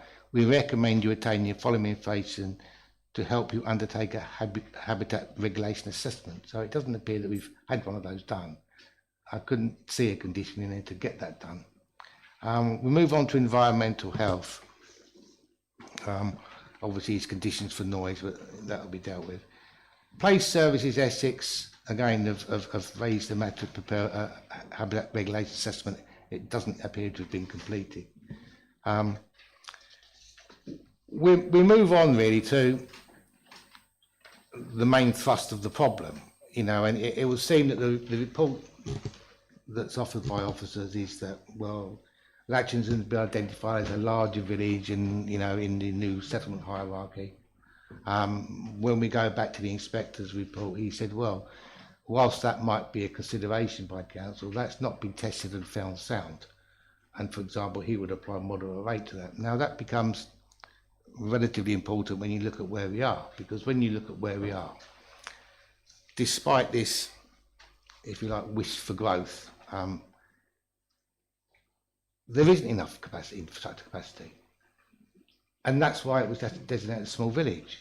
There, you know, if you go back to 2014, there was a joint agreement between the council and Anglian Water on the fact that there wasn't sufficient capacity, which is one of the reasons why the villages weren't built out in the first place. And so when you look at the collective picture, we're seeing from the Education Authority that we're having to have children, there'll be children that will go to a different village to go to primary school. We know that we've got problems with capacity in secondary education, that we're having to send people outside the district of Southwood and Fellas Watford. At the top end of the district, it'll be to Thurstable. And the NHS, you know, the NHS have came to us at over scrutiny and said, look, I'm sorry, we understand that you've got a real problem in your area of oversubscription, but what can we do about it? You haven't got the infrastructure that the GPs need to come to your district to stay here. So there is a problem with the infrastructure, and whilst we're tilting towards the NPPF, then I would imagine that paragraph 77 starts to apply, because what's happening, if you take Latchingdon as a village, so far it's had 150, 175, this will work out at 475 houses over the plan period. That was as much as was allocated to Burnham-on-Crouch. Now, I go back to the officer's report that was given to members through the overview scrutiny. And basically what it said within there is that members have to have a pro-growth option. That's one of the reasons why we've lost our 5-year housing land supply, because we're not allowing developments to occur. Well, that isn't the case, because when you actually look at what we've consented to over the plan period, we're 34% over plan requirement already in terms of what we consented to. Now, it's all very well having more growth than you planned for, but what we're finding now as a district is we can't cope with that growth, and increasingly we're finding that our infrastructure isn't sufficient to meet that needs. So I think we have a real problem here. I mean, I am going to propose that we refuse the application. I think we should refuse it. I want to mention one thing. In terms of the condition, Anglian Water, you're quite correctly have a right to have to connect. That is why in the High Court it ruled that Anglian Water, you need to use a planning system to control development if you're not in a position to deal with it. That's been debated in Parliament, and there's all sorts of stuff been going on. But the point of the matter is that if you look at paragraph 8 of the PPG, conditions requiring works on land that is not controlled by the applicant or that requires consent or favourable other person often fails to test the reasonability and enforceability. Now, one of the things it does say is that there has to be a reasonable prospect for that condition to be able to be discharged within the period of time of the condition. So we have an application here that has got no start date, because even though Anglian Water say that they'll consider investment in AMP 9, they may not get that investment. So basically, if they get that investment, don't get that investment, then we've got a condition that will be deemed to be unreasonable. That is why Anglian Water are saying that you shouldn't use a condition for a situation you've got no control over and they can't clear. Thank you, Chair. Thank you. Mr. Johnson. I mean, just on the last point there, Councillor Fittick, I mean, that I appreciate what you're saying, but that's not borne out in this relatively recent appeal decision, where it was felt that a similarly worded condition would have planning currency and therefore was appropriate for the inspector to dismiss an appeal where it was sought to remove it from a planning permission. Thank you, Chair. Thank you. So I don't know the context of that appeal, but the point of the matter is, what the point will be is that the consent would expire before development could occur, which would be unreasonable, wouldn't it? Oh. Thank you. Councillor Stamp. Yeah, thank you, Madam Chair. I'm not going to stand because I've got some notes, if that's okay. Just a couple of points, really. I've read the report and it says it's going to bring economy growth, people to work there, etc. And I just actually put, where would they work? And I couldn't see anywhere where they said they would actually work. We've had this in Burnham-on-Crouch and maybe other villages. I've got a concern on page 66. It says older persons housing is required and needed. Well, I'll tell you where there's a load. It's in Burnham-on-Crouch.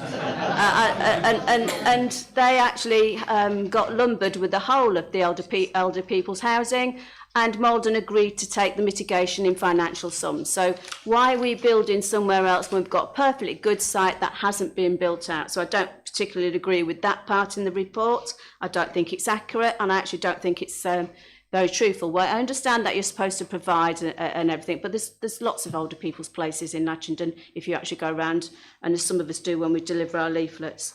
I'm very concerned about the speed of the traffic. It says quite clearly it goes from a 40 to a 30. It actually goes from a 60. It goes 60 to a 40 to a 30. If this is being meant to be approved, I think the applicant needs to look at the street, the B1018, forget me if I get my numbers wrong, B1010's the other one. They need to look at reducing the street and Latchingdon Road, Burnham Road to a 20. My inbox is so full of problems. I've had to get Adam Pipe and the traffic police out to do surveys, etc., to nick people because they're speeding down there. I've got residents, I know 2 residents on that road alone that have moved homes. I spoke to one last week, he moved out on Tuesday. Another one was so concerned about walking along that busy street, which is where this is going to come from. Yeah, you're going to have 2 roads looking at the access on it. She's moved away because she couldn't have the safety of a new baby trying to access anything within Latchingdon village. So I think if we are minded to do that, we need to look at the highways aspect on it. I did notice that there was going to be a couple of crossings. I don't know exactly where they're going to be. What I would like to say, 2 more actually through you, Chair. 5.12. It says quite clearly, in terms of transport, there is an existing bus service and the village is 15 minutes away from the nearest town and railway station. 15 minutes by car, not by walking, not by cycling, because it's too dangerous to cycle. We all know that in the Dengie or in whatever. So what are we doing? We're building again to encourage more car use in an area that is outside the local development plan. It is in breach of policy S8. And I did read in the officer's report, if you bear with me, it says 5.17, whilst the proposal is considered contrary to policy S8 in regard of the settlement boundaries, the policy cannot be considered as up to date because the council cannot demonstrate the 5-year land supply. Can I have clarification then? Does that mean that every other policy in our LDP is out of date and that it can be challenged and we're going to lose? And finally, I have got one more, if you bear with me. Oh, what I was actually going to say, the biggest second complaint I get in Latchingdon is flooding. I've been so many times to try and help the residents. The water company, Anglian Water, will not take the responsibility for blocked drains. I've seen the sewage in people's gardens. I've walked around the field where they want to build on and it floods. Believe me, my wellies were absolutely covered in mud. I had to change them before I got back in my car to drive home. So the residents are right. Anglian Water won't take responsibility. They're saying that the pipes, the clay pipes underneath are so old, yeah, they are not going to replace them, yeah. Essex Highways are saying that because of the traffic that's going on, the weight of it is crushing the pipes. They're not taking responsibility to replace them. So where are these poor residents going to go? Let's have lots more houses. Let's just flood them. I'm sorry to be flippant, Mr. Johnson, but we do live in these areas and we know that they are real life experiences. And the Anglian Water is a serious point, and hopefully if it goes to appeal, I don't know what members are going to vote, we can argue that case, and hopefully the number of residents who live there can get a petition going, and then they can actually turn around and attend the appeal to tell the people of the reality of living in Latchingdon. They want to put a little ring road round. You can see the access comes like that and then like that. It's not suitable where it is on that road. I know Highways haven't objected to it, but then Highways, they say it's not, what's the word? Excessive, the word excessive harm it creates. I do think it creates excessive harm in my language. Oh, final question. How many public comments were received and objections? Because at my last count, I'd got 46 objected and was received with no supporting. But Mr. Johnson said at the beginning of his presentation he'd had some more letters. So I'd just like to keep my figures accurate. How many responded and how many objected, please? Mr. Johnson. Thank you, Councillor Sam. I mean, unfortunately, I can't give you a definitive number. I know there are quite a substantial amount that's been received recently. I've not had the position to actually tally them all. I mean, as I said, a number came by the MP just a day or two ago. But there's probably been at least another 20 at least. So there's a fair number. I know it's a reasonable number. So you Chair, I'll look on the website myself. When they're loaded on, I'll look at it myself. Well, that's a substantial amount. Yeah, okay. There's a fair amount. Thank you. Thank you. Councillor Paula Spenceley. Thank you, Chair. Members, I could go on about all the reasons why this looks like a totally unsustainable location. In fact, you read the report and it looks like some sort of, well, it's hard to believe, as I think Councillor Morley over there said. And I recall going back to what Councillor Fittock said when I started here in early in 2022. And obviously you all know that I'd been reporting on the district before that. And so I remember very clearly the reports that prompted the review of the LDP, all the reports that said that the housing trajectory wasn't coming forward. I remember sitting on a meeting in 2022, an online meeting, where we were being told that the suburb would build out, the North Heybridge Garden suburb would build out over, I think it was 25 to 30 years. And there I was sitting opposite it thinking, I don't think so. So my point here is, what a mess we're in. Those reports that were produced by officers at that time are the gift that keeps on giving. And I can't see a way out, because it's not just the Labour government targets and how they've affected this area, although we all know how they have, but it's also the position that we found ourselves in, where we effectively lost our LDP, where we didn't do a regulation 10A, where we didn't review it, and now we're in this situation. So what do? Well, is the answer to sit here endlessly passing applications in the most unsuitable locations that we can find? Is that what we do? Is that the answer? And where will it get us ultimately? That's a question that I think we all need to think about, because I know I was elected to represent my residents, and I was elected to do my bit to help ensure, and we all make mistakes and we all get things right and we all get things wrong, and we all know that sitting here sometimes making decisions really isn't all that easy. But we're elected really to look at the future of this district and the part that we play in it. And at this moment in time, I think we're setting up a disaster. That's what I think. So I don't know whether the right thing to do would be, in planning terms, to look at all the processes, as Mr. Johnson has said, and the law, and say, oh yes, let's. But what's the reality? So I have to say, members, I find that I can't. Nothing here tonight has done anything to convince me that this is a sustainable location, and that I, as an elected member, should put my name to approving this, whatever the outcome of that is. And so I would certainly say to members, I think we need to think very carefully about what we're doing here and what the future holds, and the way that we find out of the situation we're in, because at the moment it seems a conundrum that we can't solve. Thank you. Thank you. Councillor Burrow-Cook. Thank you, Chair.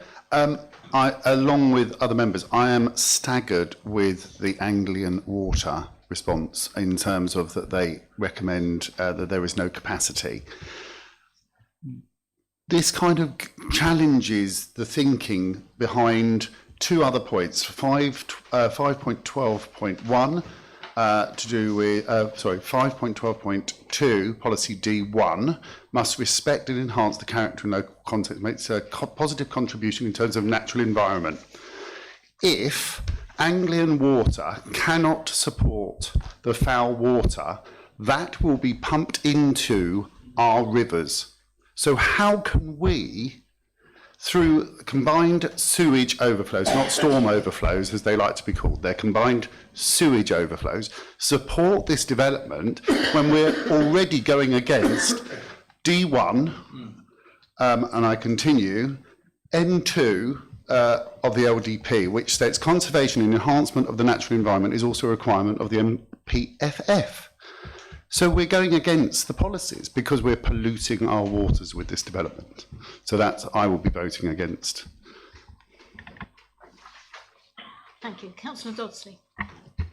Thank you. I just want to speak about the water, Anglian Water again, and I'm really staggered by this line in 5.13.3 about planning decisions should assume that these regimes will operate effectively, and this kind of assumption that the water company will find a way to make it work. And I was looking at obviously reading the report this afternoon and then looking at the public comments. As around lunchtime, there were 43 comments from residents that I noticed, and a quarter of them all spoke of personal experience of dealing with sewage problems and flooding problems. And I think the majority of the others all spoke of knowledge of people struggling with that. This is a pressing issue in the village already, and I think it is dangerous for us to compound that by adding further housing. I just want to speak to a couple of other points as well. There's the obvious fact that it's outside the settlement boundary. I think that is important. It completely changes Latchingdon as a village. I just want to note about the affordable housing piece. I see that there's, the 40% affordable housing, but again, because it's an outline application, we have no information about housing mix. That means we can't really effectively plan for schools, for healthcare, because we don't really know what these houses are going to consist of. Transport and road infrastructure, as Councillor Stamp spoke to earlier, the bus services from Latchingdon to other parts of the district, poor, which means really we're going to be then reliant on more cars. I don't think that road infrastructure is particularly great. So we're locking in long-term transport issues if we allow this to go through. We're preventing residents from accessing vital services effectively. The school is described as oversubscribed. There's no GP surgery in the village. And I understand, obviously, Section 106 contributions are really important, but they do little to practically tackle the problem. It doesn't mean that a GP surgery gets built. It doesn't mean that a school actually gets built. And I think it's really dangerous for us to continue to, or to allow applications like this to go through. We are setting ourselves up for, a desperate situation for the future of the district. So I will be minded to refuse this application. Thank you. Thank you. Councillor Hayward. Right, I'm going to go away from the water. We won't talk about water. I'm actually wanting really to take in, I think they're not taking into consideration the rest of the Dengie. We all live out on the, well, obviously we live out that way. There's only 2 ways in and out of the Dengie. So this application, the condition of our roads are bad. Everything coming, if you're coming from the Mayland area, the Steeple, I'm in Mayland, St Lawrence, and we all go through that way to get to Chelmsford and Maldon. The conditions of Latchingdon Road, it is always being repaired because we've got all the lorries from Bradwell going through, we've got a lot of traffic going through there, and they're always having to be updated. We've always got roadworks in there. When roadworks go into Latchingdon, nobody gets through. So another 140 houses means it equates to, if we're going on the lowest option, 280 cars coming out of that estate onto that road. 1 car outside that shop in Latchingdon, and the whole stop, it just stops. And it's going to put a lot of strain. We have to, in the mornings on rush hour, we have to give at least another half an hour to get through to make sure we're not going to be held up in Latchingdon. And you put roadworks in, which we've had, I think, 3 or 4 major, and back to what Councillor Stamp said, flood problems where the roads have been flooded and we've had to have roadworks in, and it has absolutely, it's caused major problems. The access from the site where it is, it's coming into a 40-mile-an-hour limit. Yeah, that's great, but again, not everyone goes 40 along there. It is a very dangerous road. It's a very busy road. If you have people, 140 cars even coming out there, they're never going to come out. They're going to be in the rush hour. They're going to be there forever trying to get out. The access hasn't been thought about. I think really we're not thinking about the rest of everyone else having to use this main road. If you put that estate right behind there, it's going to make all our lives hell out of there. I think Anglian Water is quite right with what they're saying. There is a problem with the water, but you've got to go onto the other points of it. And I think we're forgetting about all our infrastructure, and it needs to be sorted before we put an estate of that size. So again, I'm mindful to refuse it. Thank you. Councillor Siddle Norman. Thank you. I'm just going to give you just a little information. In my time as a councillor, I've had the terrible, I've had to talk to people who have lost their children on that in Latchingdon. We've had several fatalities there. The residents there 20 years ago did a petition because of the problems with the road, and I agreed with everything that's been said tonight against it. And I do think that we have to look to that situation. The roads are dreadful. I mean, you're right, that little shop. I remember my husband used to say, can't we go another way? But 50 years ago. Anyway, thank you for that. Thank you. Councillor Fluker. Thank you, Chairman. Well, I think what everybody says, particularly about highways, I mean, our masters at Essex County Council don't have any objections. So I think that deals with highways. I think there's a very long and protracted and almost well-rehearsed argument about foul water and everything else. But, Chairman, I wondered if perhaps I could just ask members to focus their minds on, well, it doesn't have a paragraph number, but it's at the top of page 57, which is the proposal. And, Chairman, as far as the proposal is concerned, typically it's an outline planning application with all matters reserved. However, it does, within the proposal, mention the new site access, which has been discussed, which we know Essex doesn't have any objections to, but it also speaks to the access roads and a new village centre. Now, if one looks at the document that's provided within the report and elsewhere, including the indicative one, which is provided, I don't think I've ever seen such a poor layout of an estate in all my life. I mean, the roads aren't connected. So, Chairman, from my perspective, whilst I support all the arguments about healthcare and about education and again about highways, these are going to be very difficult to deal with on appeal. The mischievous side of me says that we should defer this, Chairman, and allow a planning inspector to deal with this on the 25th of November, because it would give members the opportunity to put forward their thoughts about what we face, and I think this is very important. If indeed they're brave enough to put those thoughts to the Deputy Prime Minister, whoever that might be at that time, but. Chairman, my proposal would be that we refuse this planning application with regards to policy D1, and that's with regards to the layout of the roads and this new village centre, whatever that might be, which is going to impact on Latchingdon, because whether we like it or not, it's a devil of a place to get through, but when it works, it's got 2 shops, a public house and a petrol station and a school, and it's a typical, and a Chinese I'm told, and it's a typical ribbon village. So moving the heart of the ribbonness into an estate that only has one road that goes in and out, Chairman, that would be my proposal. But overall, I can't support this, because there is a certain degree of connectivity to the street, which is, for those of you who don't know Latchingdon, that's the name of the road, the street. But it's almost remote from the village. So, Chairman, I won't be supporting this.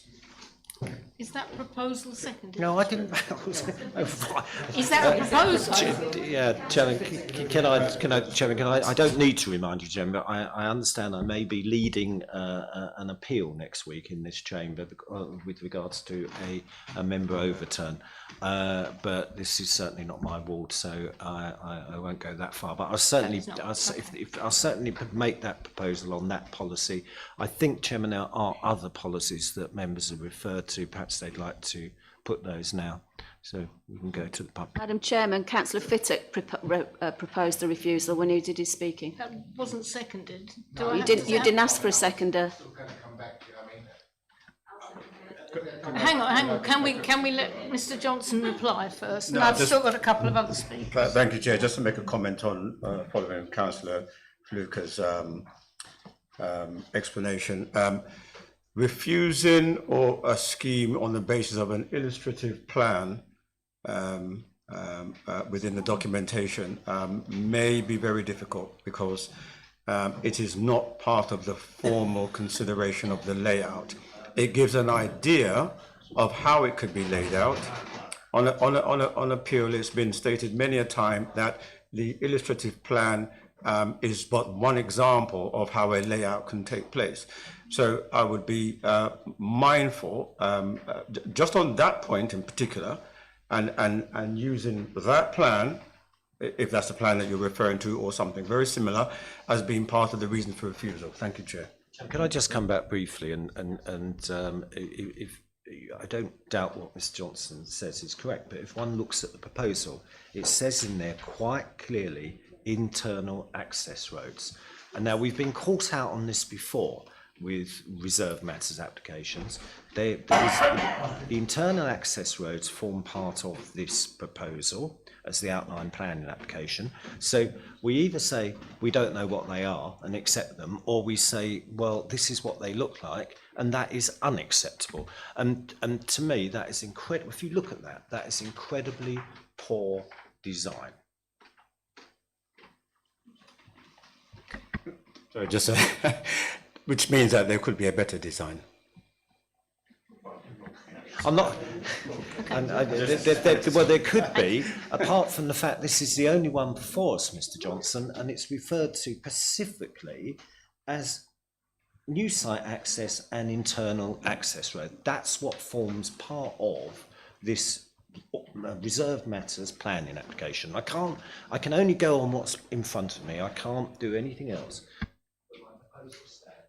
Thank you. Councillor Morgan. Thank you, Chair. I was simply going to sort of reiterate that point. Is that it's quite clear nobody likes this application at the moment. It's got a particularly unpleasant smell about it, quite literally, and therefore, and also it's going to appeal anyway. So I reiterate and recommend that we refuse it. Could I have your reasons, please? And then Well, it's just unsustainable. Okay. Okay, is that seconded? Councillor Kittick. Was that a seconding, Councillor Fittick, or do you want to speak? No, I would say that if we're going to refuse it, we need to refuse it on proper policy grounds, and that would be the traditional will be S1, S2, S8. We'll have, it'll be. Are you happy with that, Councillor? I'm happy with that. This one. Yep. It'll be D1. I mean, because primarily also we're concerned about the impact of upon the infrastructure and paragraph 73 of the NPPF. So that would bring in I5 and D5 within our policies as well. Because I understand what Mr. Johnson is saying, but ultimately it's for us to decide whether or not we think this development, we've got enough to ensure this development won't do harm. I understand about the conditions. This is something the inspector's got to sort out, isn't it? Because there are refusals across Essex, and there will be, other than just granting conditions. There's going to be a mixture of the both. Are you happy with that, Councillor Morgan? Yes. Again, just a comment. Again, just to be clear that any reason for refusal that's stated in any, well, it's not so much a decision notice, it's a minded to, will need to be defended on appeal. So members need to be quite clear that there's a robust and strong enough evidence base behind each reason for refusal. Otherwise, one could stand to an award of costs. Well, I mean, can I just say to you, I understand that, but I mean, again, this goes back to planning balance, and I keep hearing about this substantial benefit of affordable housing, and I'm not entirely sure where that comes from, because I've seen it regarded as moderate, I've seen it significant. We seem as a district council say we're in some kind of crisis. I'm sorry, the evidence doesn't support that. When you look at us compared to other local authorities, we're in very, very good shape. At the moment, we've got, I mean, I don't suppose officers know, we've got extant supply of 977 affordable homes to be built. And yet we're continually saying in planning application, it's substantial benefit, we're in crisis. We are not in crisis. We probably just don't realise we're not in crisis. Perhaps that suits our purpose. Thank you, Chair. Thank you. Councillor Stills. Thank you. I'm going back to the water thing. It says in the proposal that we will have a sustainable drainage system. Well, we're not going to have a sustainable drainage system because we can't drain it. If you look at your supplementary pack at page 6, the Anglian water thing has been worked out on a dry weather flow. Well, what happens in wet weather? Because if it can't cope in dry weather, what's it going to do in wet weather? And we will have fields and roads like we have in Haybridge at the moment, flooded. And we will have to have another flood plan put in. So we can't have a sustainable drainage system, which it says in the proposal. Mr. Johnson.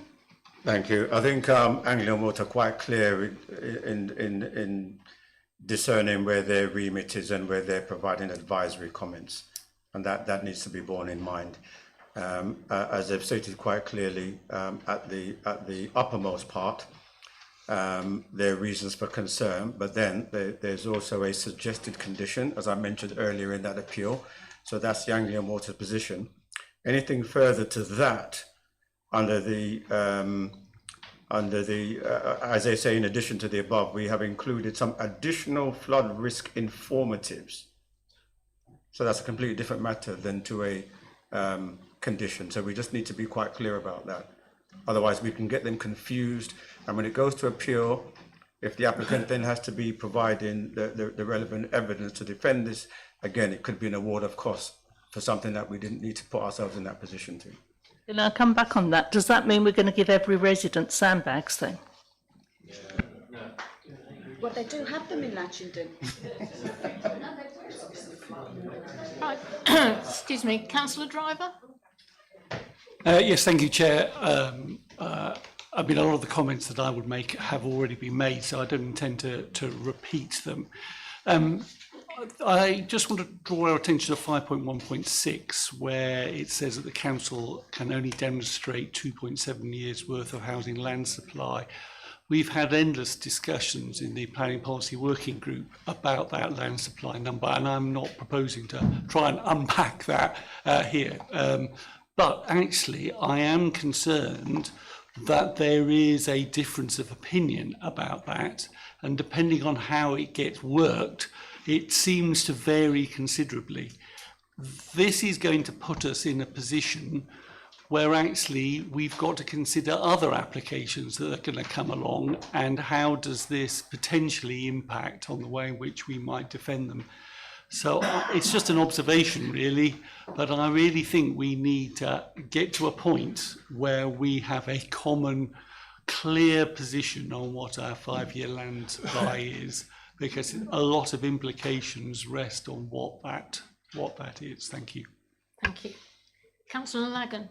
Yeah, just a quick couple of things. I mean, the Councillor Driver's quite right. I think in the end of 2024, we had nearly 7 years, and then they changed the way that things are calculated, and all of a sudden it pummeled down.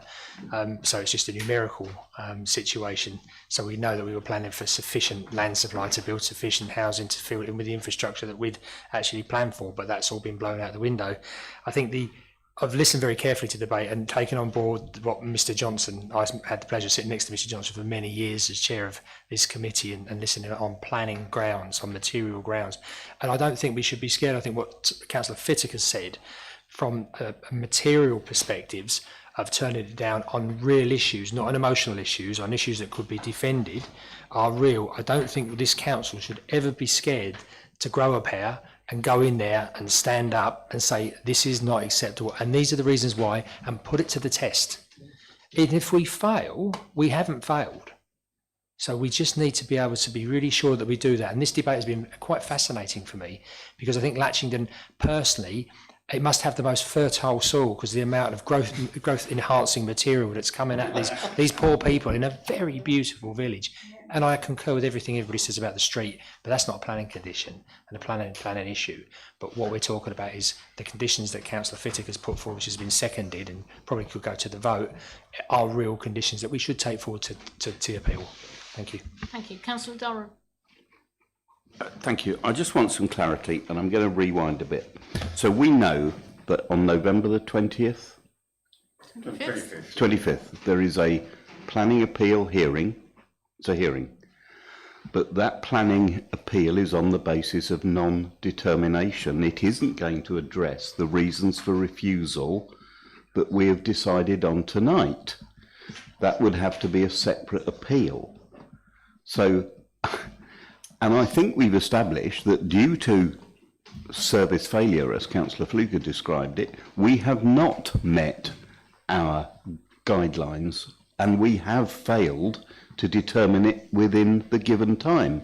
So an inspector is likely to rule against us on the basis of non-determination and grant this irrespective of the reasons of refusal that which I totally agree with all of them, that we've come up with. And unfortunately, we've made our cross, and now we're going to have to stand on it.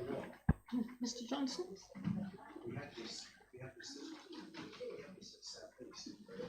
No, I did make my comments already. We haven't run out of time to make a decision. Any decision made at this committee today, if it's then enshrined into a decision notice, it would be in a letter, yeah, not a decision notice, with the recommendation, had we been in a position to, and that will go forward as the reasons which we find as an authority the proposal unacceptable.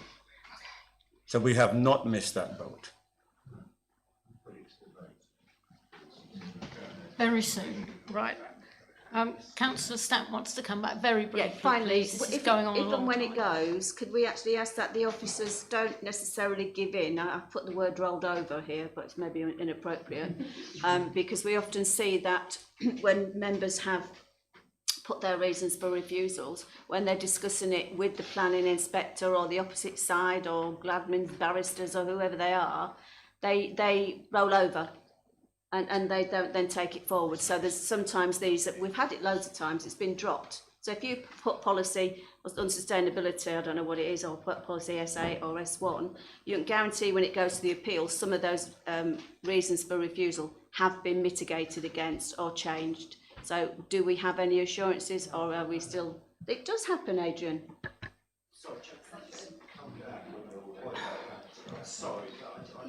Sorry, this is...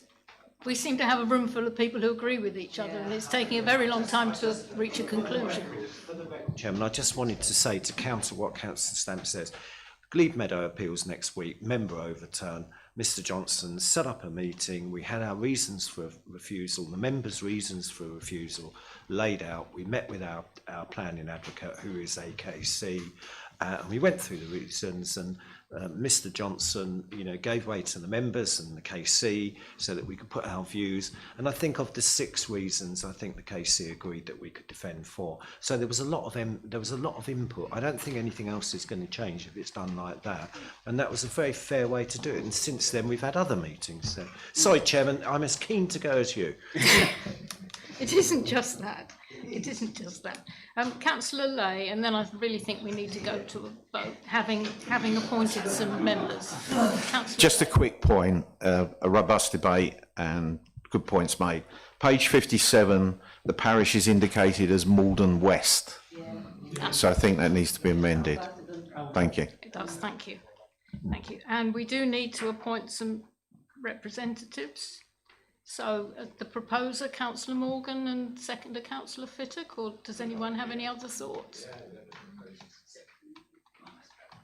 Okay. Right, so we have Councillor Stevens. Sorry, I thought that Councillor Fittock had set out all the policy reasons and that was the proposal. Yes, it is. But it was Councillor Morgan's original, it was Councillor Morgan who made the proposal. As long as the policy reasons are going forward in the Yes. reasons, thank you. Yes, they are. Yes, they are. So, well, we have a proposal. So those in favour of the proposal to refuse, please show. I'm not going to count them. Anyone against? There's no one against, 1 abstention, me. So that was almost unanimous. Right, item 7 is urgent item of business. You'll be delighted to hear there are none. So with thanks to officers and members of the public, I close the meeting at 9:35. Thank you. Well done.